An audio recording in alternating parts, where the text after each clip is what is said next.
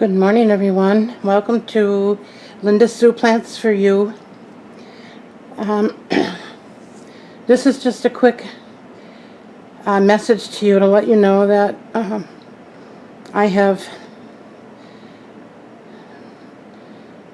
I'm having a really good day today for a change, and I want to see if I can't get my videos caught up here. As most of you know, I'm dealing with some health issues, and my life is sometimes like a roller coaster ride, but on the days that I'm feeling good, I really like to take advantage of that. So I'm going to do what I can here to get my videos up to date, especially for all of you who are contacting me and wanting to know how I am and if I'll be back. Yes, I am back. I want to show you what you're looking at right now is a table. It's not quite done. I want to get a dark brown or green tablecloth to put over this. This is behind my sofa, and it's an area that is on an angle. I'm going to try and get behind here and see if you can't see that. It's just plywood, but it serves its purpose. It's very thick plywood, and it's got steel legs on it that my husband made over the weekend. And he did it for me because prior to that I had different kinds of individual tables and stands and things, and I couldn't fit as many plants back here as I wanted to, and this is still not complete.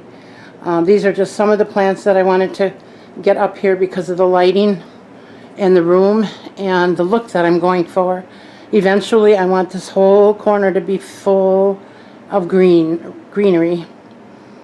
Now, as you can, well, hopefully you'll remember, this plaque that you see on the wall is something that we had put up to cover where we used to have a wall air conditioning unit, and that is something that we need to re-drywall, and because of my health we have not been able to do that.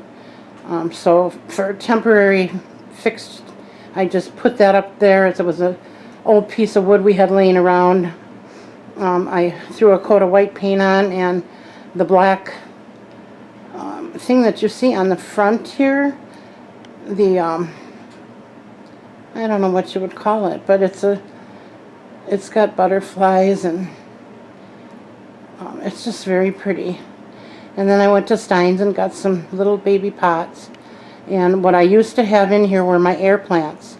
I'm no longer going to be able to put those in there because it's too hard for me to move the sofa every time I have to go back and take them out of there to water them.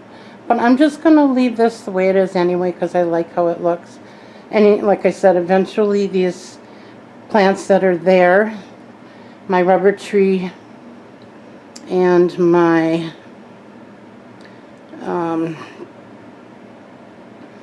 fiddly fig and my Monstera deliciosa and my Sansevieria and my Salome. And shortly these will be extremely big, and they will take up this whole corner, and I'll do an update on that when that happens. Okay, so for now, that's all I wanted to bring to you on that, but I'm going to attach this to another video, so I'll be right back. And welcome back to Linda Sue Plants for You.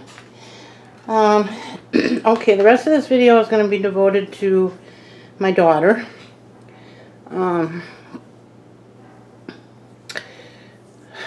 don't think she'll mind me putting this out there, but my daughter suffers greatly with autoimmune. She's got several different things, including Sjogren's and lupus and several more, and she has a pretty rough life, so we need lots of prayers for her. But she's got faith, and she does believe that she's going to be healed. And in the meantime, she's trying. It's very hard to keep a positive attitude, and for that I'm grateful. The reason I'm giving her some of this is because I had her over to my house a few days back, and I said I'm going to be getting ready to do a lot of repotting and a lot of some of my plants that I want to put together in one pot, and just kind of rearranging and things that we have time to do during the winter that we don't have time to do during the summer. And I am not one of those that are of the camp that you cannot repot in the winter. I've heard people say you can't, you shouldn't, it's best not to. And my thought on that is, I guess if a plant is having an issue and you repot it for that reason, that might not be the best thing to do unless it's due to, the roots are coming out the bottom or something, that has transpired. But these two plants that she pointed out are both from the Calathea family, and the reason I want to do these two is because she chose both of these, and this is all I have of these two plants. This one is the Triostar Stromanthe,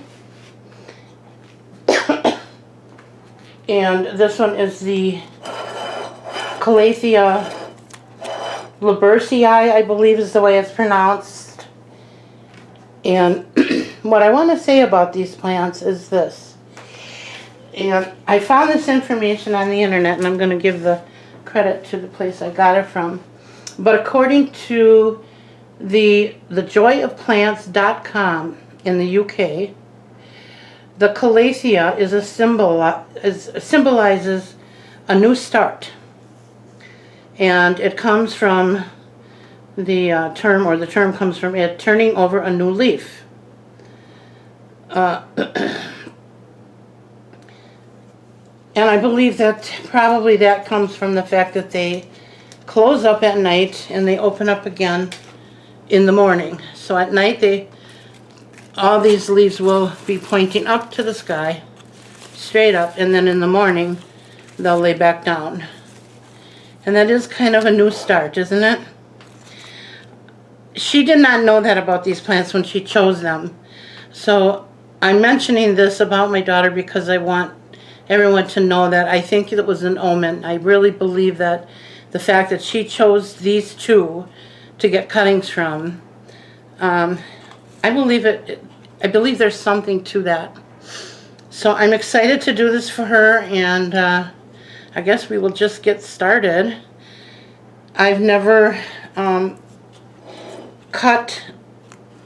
taken cuttings from either of these Calatheas. So I'm hoping that they will take and they will do good. And this plant I got off the internet quite a while ago. This one was a cutting from my good friend Suzette from Suzette's Gardens. And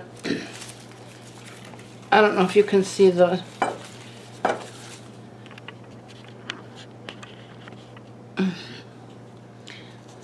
yeah, you can see it. The coloring in this is just gorgeous. And the ones that I saw on the internet they're even a deeper contrast between the light and the dark leaves. And I'm not sure if this is going to get like that or if it's a different variation of this plant, but if you look it up under Calathea Lubbersii, and I'll try to remember to put that on the screen. I know that you all really appreciate when us YouTubers put the names of plants.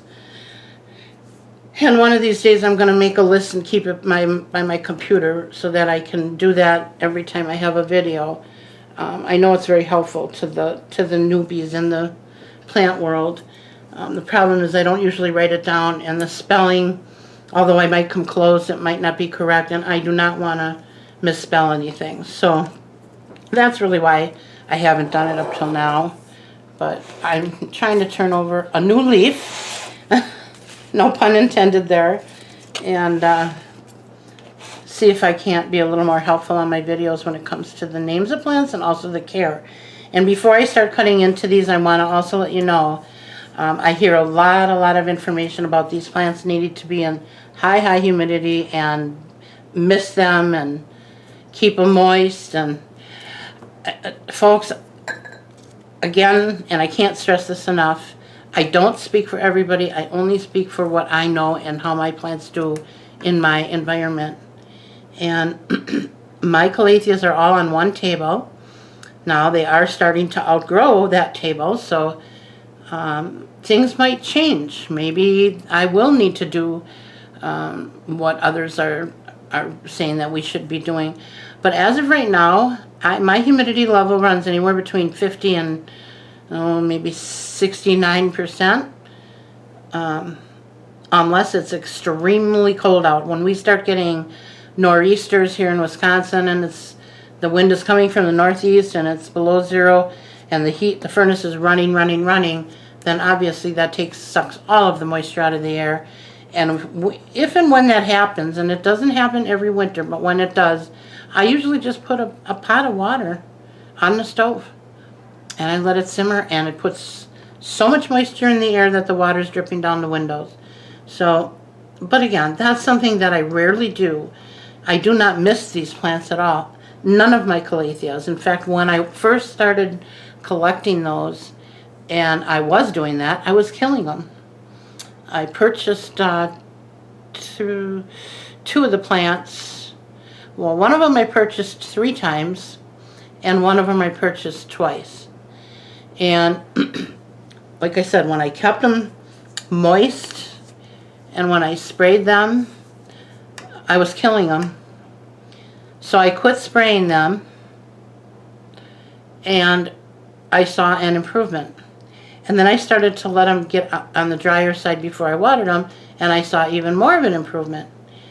Now, sometimes we can improve things to a fault, which is what I do.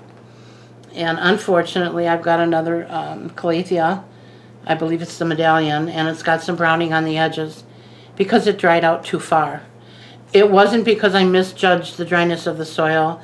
It was because it was about time to water when I had a downtime in my health and wasn't able to water for 3 days.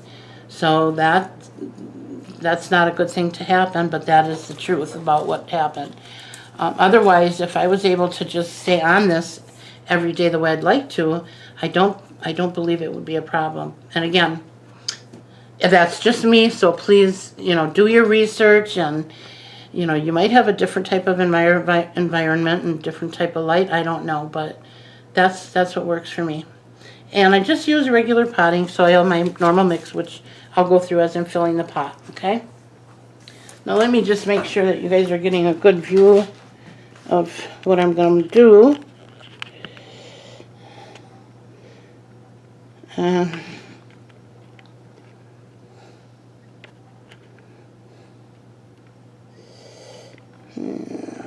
I think I'm going to move you out just a little bit.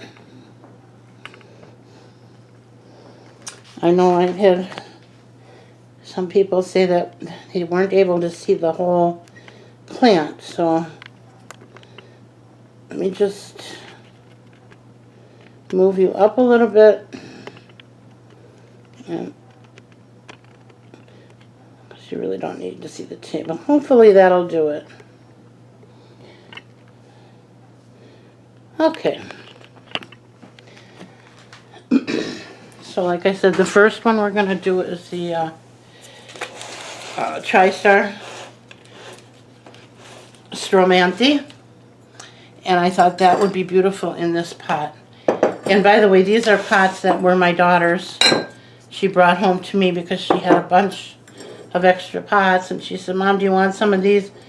So I kept them in the bag because I knew I'd be giving her more plants, so she's going to get them back now. And again, we always start with a clean pot. And I am going to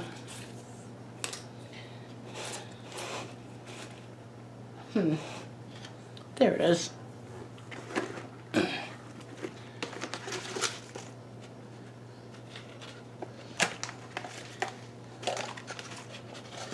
Unfortunately, this was not emptied from the last time because I neglected to put it out on the porch. I'm not able to walk around outside by myself. My husband usually has to empty this bowl for me, and I normally put it by the back door for him, but I didn't do that, so my fault. But that's all right. No big deal. No big deal at all. All right. Now this pot is kind of a little bit pliable, so I'll be able to loosen the dirt some. And what I'm going to do is I'm going to take this out.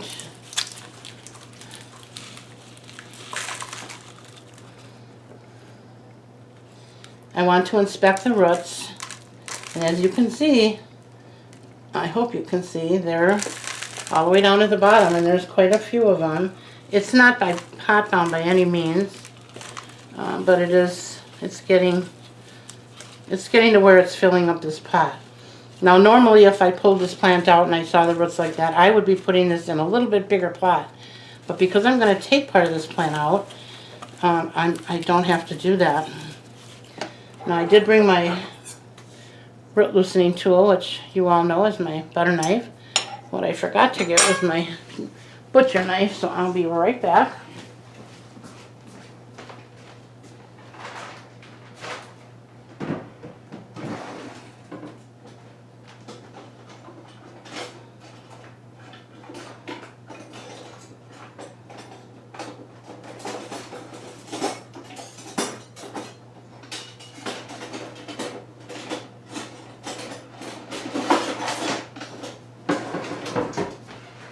Alright, if you heard me rumbling around in the drawer, it's because I was searching for this. And I keep that way on the bottom and in the back so that it's not accessible to the grandkids easily anyway, so no one can get hurt. And I use this, not this knife, I have one for outdoors that I keep in my garden bag, and it works great on my hostas is the word I'm looking for. And the way that I divide those is the same way I'm going to do these. I take my knife and I go straight down so that I can get the roots that go with that part of the plant that I'm cutting away.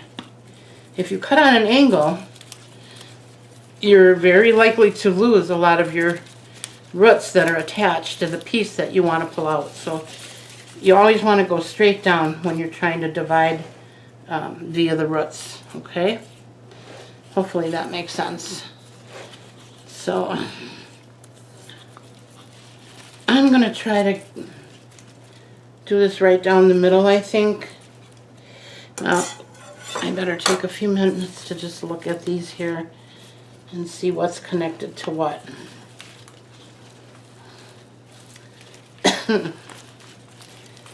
It looks to me like this is the best place to cut this.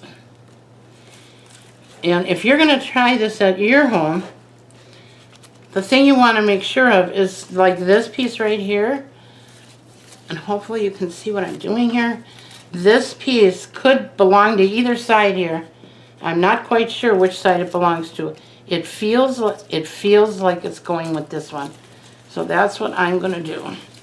I'm going to put it with that one. I'm going to take my knife and I'm going to go straight down.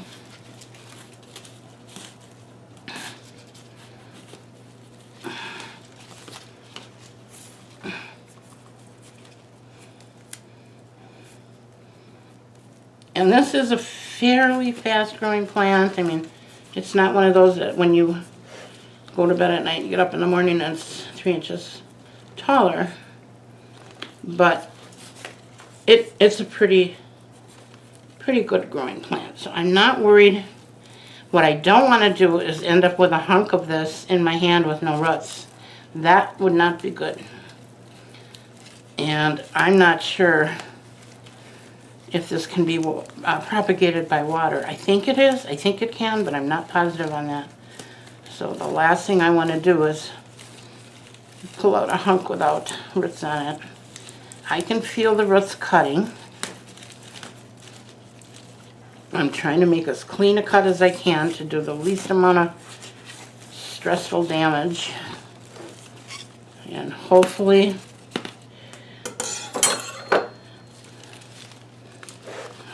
we got it.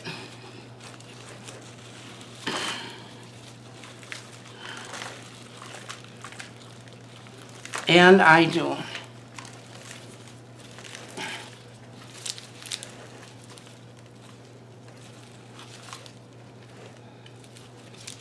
Think you all can see that? What I'm going to do is pull one of these out of here with the least amount of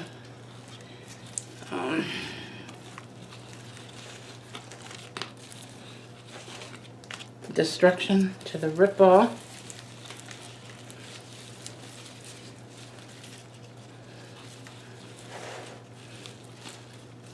And I do feel the roots on there, so yay. I think there's one little piece here that is still hanging on.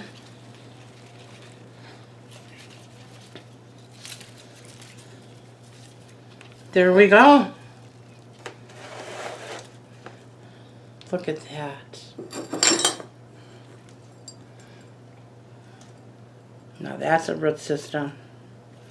So, and it's a perfect size for this pot. Right? I think so. Okay, this is going to be a good plant for her. I'm going to leave this one out. It's got a little root on it. And I think what I'll do is plant that separately in another pot and maybe give that to my granddaughter because she also is becoming a very avid plant mom. And we can do that later. And I will fix this up later. Basically, all I'm going to do with this is put it back in. In fact, let's just do it now. I'm going to stick it right back down in there. And I'm going to add fresh soil.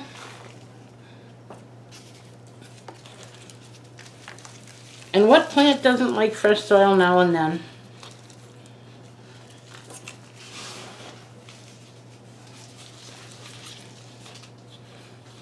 And I hear you all saying, be careful not to overfill, because you know that I do that. And I think that's good. Thanks for the reminder. Yeah, I think it's good. What do you think? The plant still looks good. It didn't hurt the symmetrical part of it at all, and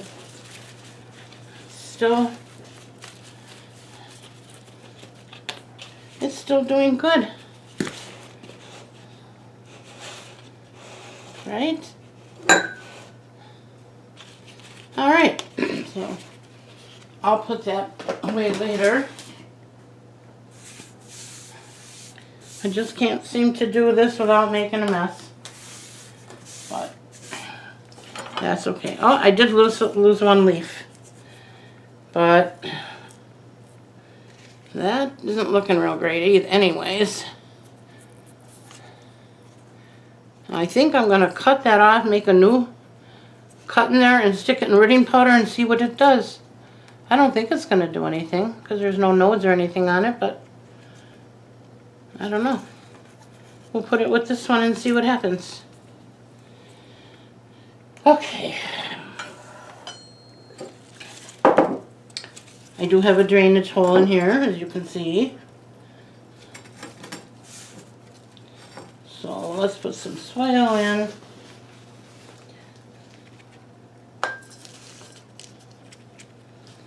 Don't want to too deep and don't want to get it too high.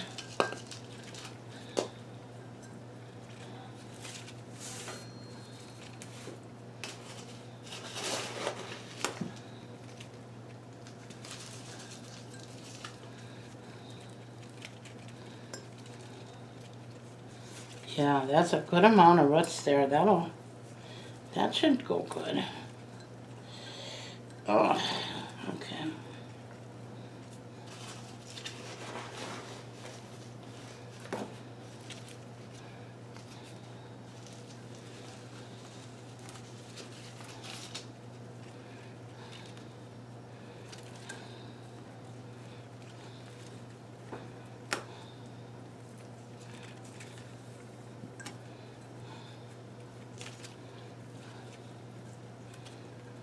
Okay, I think that's probably tall enough.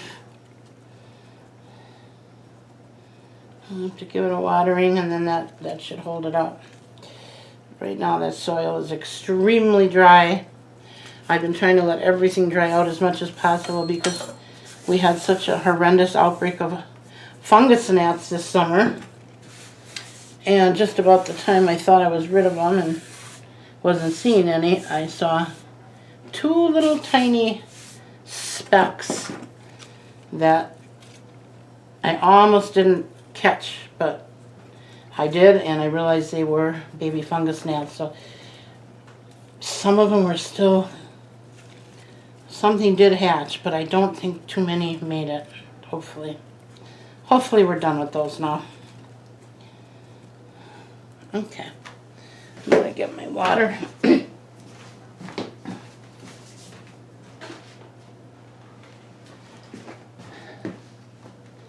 And I know that I have heard several different things about my distilled water, but I will always use distilled water because that was the other big issue with these plants. They do not like my well water, and I'm not sure if it's the high iron content or the salt or a combination of both, or something that I'm not aware of. I don't know. But I will not water my plants with anything but distilled water or rainwater if you're lucky enough to have that year-round. But they really like this. And I know I talked about this in a past video where I had seen somebody say that distilled water is not good because it doesn't have any of the trace minerals that the plants need. But the thing of it is, I'm adding what I believe to be what my plant needs between my organic soil and my earthworm castings and my fish food. Or before fish food, I use a synthetic Peter's granules, and they work too. But I have then switched to the organic fish food, and I don't know, it makes me feel good because it's organic. Whether it's better or not, I really don't know. I guess some people say it is, so I'll just run with that. Okay, this is not coming, oh yeah, it is coming through the bottom, so I'm going to stop there with the water. And that's all I do when I water them, you know. And this will soak up or disintegrate, I'm pretty sure, within the next hour or so. If it doesn't, if it was still in there, if I went to check this in, 45 minutes to an hour and there was still water in this tray, I would dump it out. The other thing I've heard people do, and I tried it twice, is putting pebble trays around. I ended up with mold on my pebble trays, and I'm not sure why. And it was 2 different types of stone in 2 different vessels and in 2 different places of my living room. So I don't think it was anything, environment-wise. I think it was just, I don't know. Maybe my humidity was already high enough. I don't know. But so I don't do that anymore because I have a real aversion to mold. So, all right, that's it for that one. Okay, my dear daughter, if you're watching this, I hope you are. This is for you, honey. And remember, it symbolizes a new start. And that's what we're doing this year, right? In the year 2020, it's going to be a good year for this family. No more bad news, no more bad things. Just good things. Okay, so that's that one. And we'll do this one. Like I said, this one I've never separated before. This I got as a cutting from my friend Suzette, and it's so beautiful. But my daughter fell in love with it, so I'm going to share it with her, and I know that Suzette would want me to do that. So thank you, Suzette. You're going to be remembered in 2 different homes. And this is the pot that I chose out of my daughter's bag of pots. I thought the color went so beautifully with these leaves. And I'm not really one for using colored pots. I don't use them because I like to see the plant. And to me, you know, my eyesight automatically goes to the brightest color, whether it's white or bright orange or blue or yellow or whatever it is. And it takes away from the plant, in my opinion. So, but I know that my daughter will like this, and I don't think she looks at things the way I do when it comes to that. So I'm not worried about it for her. Okay. I gotta take this out. Back to my trusty green bowl. Gonna loosen this up a bit. Now, unfortunately, this one is a little wet because I watered it recently. It's not too bad.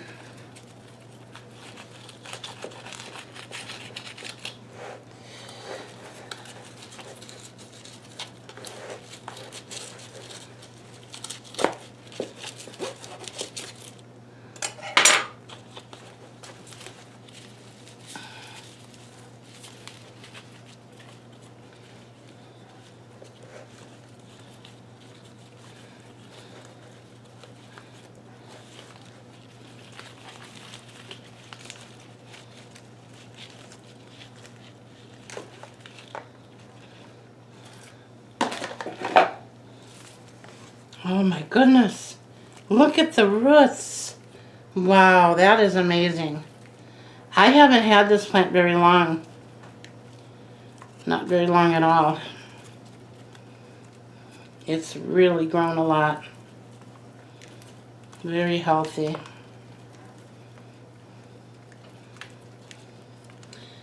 Now, I'm going to cut straight down the middle of this one too.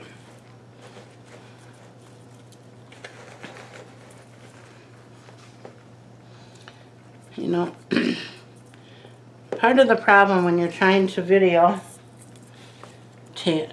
record is when I have to get it in a certain spot that's convenient for me, it's not necessarily convenient for you as the viewer, and I apologize for that. I'm gonna have to turn it towards me because if I don't, I'm going to end up cutting my fingers off. I'm sure nobody wants to see that.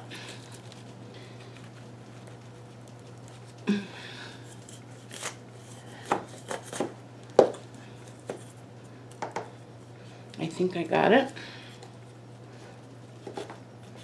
Nope.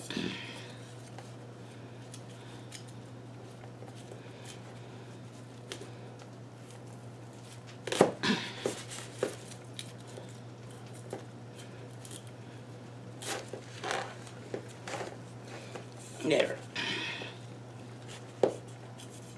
I don't know, there's a hard one in there that doesn't want to cut for some reason. I'm going to pull this apart and see what's going on.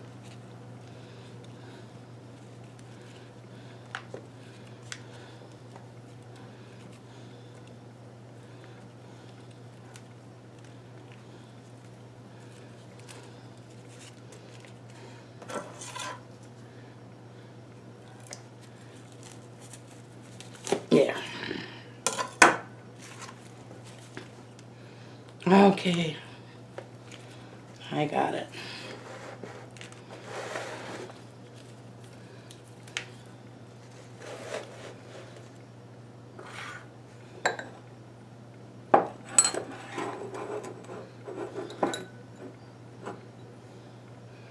Well, here's the plant. I got a good hunk of her. And there's even a little baby coming up the back. I'm going to put a little fresh soil in here.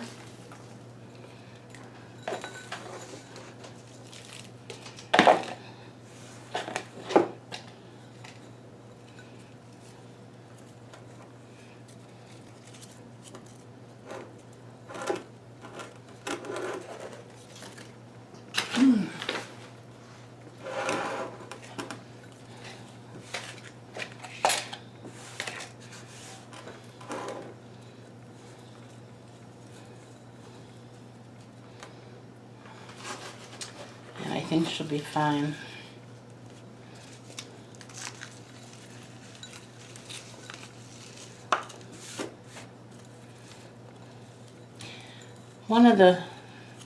I was going to mention, this is my normal potting mix. One of the things that I do sometimes add to this that I didn't today is charcoal chips. And I used to do that when I kept it very damp. But because I don't do that anymore, I don't really feel the need. But that is a good thing to use when you have a plant that needs to be kept evenly moist. Those charcoal chips really help to keep the fresh soil and keep, so you don't end up with rot and stinky soil. Okay.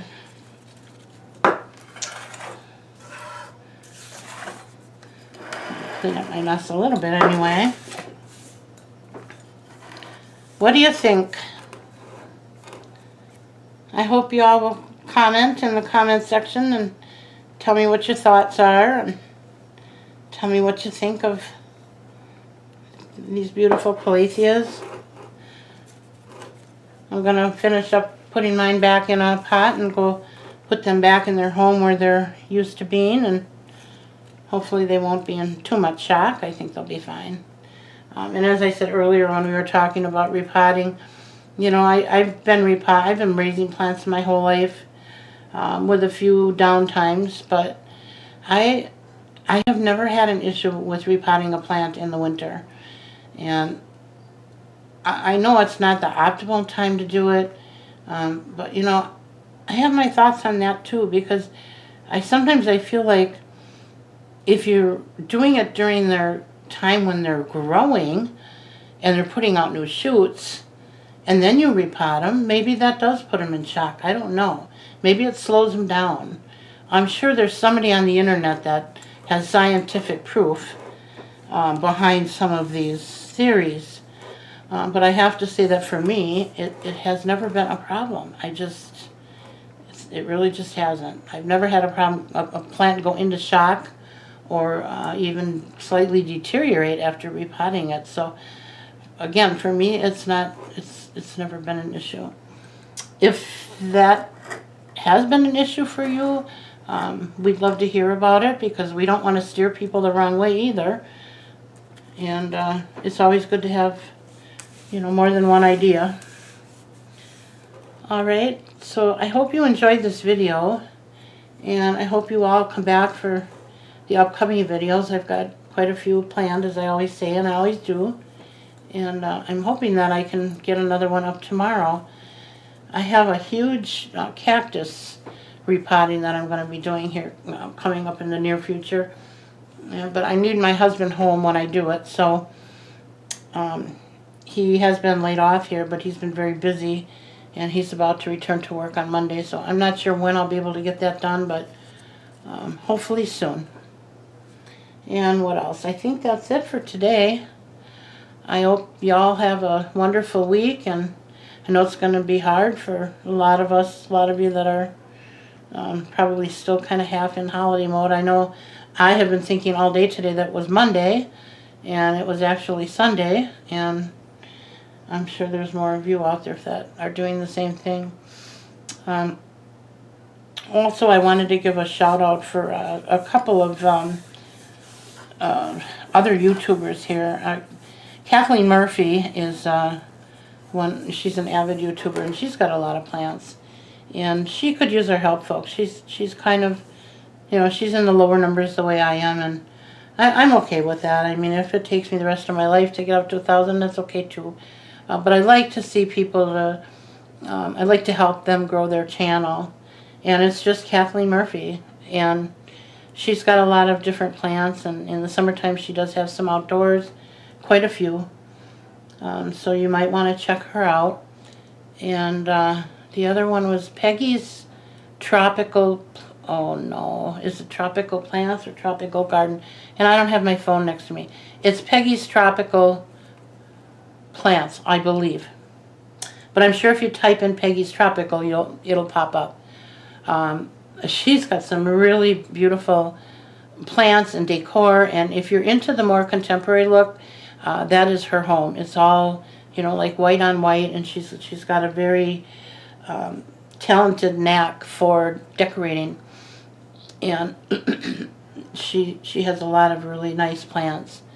And she also does a lot of shopping videos too. So if you like to go along on those, get to see what the stores have and what have you, and she does it very well. She's got a very wonderful delivery. I just love watching her. So shout out for both of those people, and the rest of you, I keep watching. You bring me a lot of joy in my life. So that's about all I have to say. If you like this video today and you want to see more and you aren't already subscribed, by all means hit that subscribe button and the notification bell for future videos. And if you really like the video and you want to give me a thumbs up, that would be greatly appreciated as well. Okay, take care. Thanks for coming. Bye now.